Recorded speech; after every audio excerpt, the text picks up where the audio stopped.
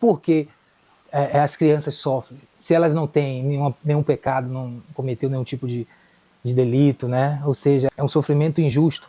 Ele quis dizer isso, né? Aí eu falei assim, para ele, eu digo, irmão, Deus criou o homem, Deus criou Adão, né, o primeiro homem, e ele deu liberdade a Adão para fazer escolhas. Por quê? Porque se Deus tirasse essa liberdade, nós seríamos como um robô, programados para alguma coisa, né? Programados para adorar ele, programados para ser servo dele, enfim. Deus deu essa liberdade de escolher.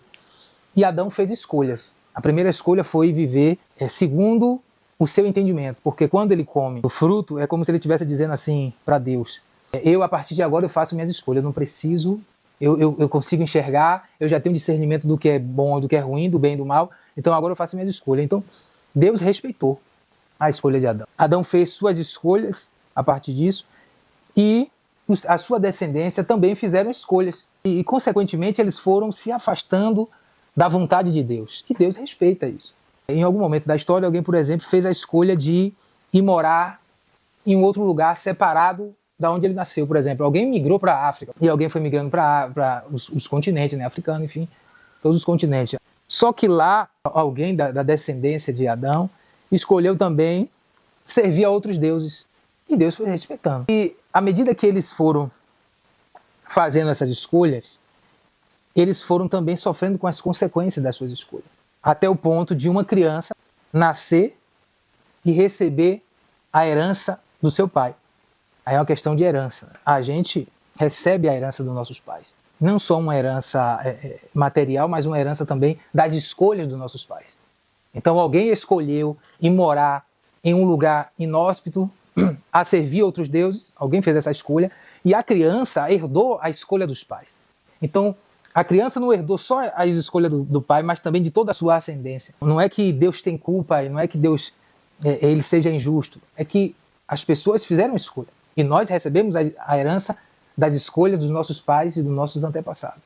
Porém, onde é que fica, assim, por exemplo, a misericórdia de Deus para que, com essa criança, mesmo que foi escolha do pai? Porque é uma criança, entendeu? Foi o pai escolheu, beleza, mas só que a criança que está sofrendo e a misericórdia de Deus para essa criança que ainda nem pecou.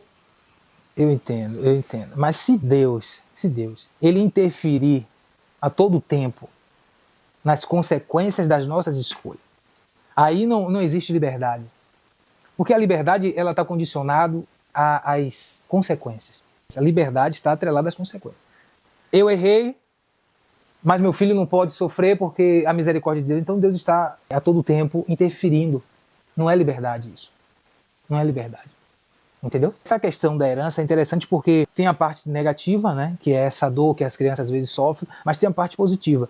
E Deus ele usou desse princípio. Então entenda, eu disse que as crianças elas sofriam por conta da herança que elas recebiam dos seus pais, né? A herança das escolhas dos seus pais. Então Deus não tem culpa, porque o pai fez uma escolha, o pai resolveu adorar a um Deus estranho.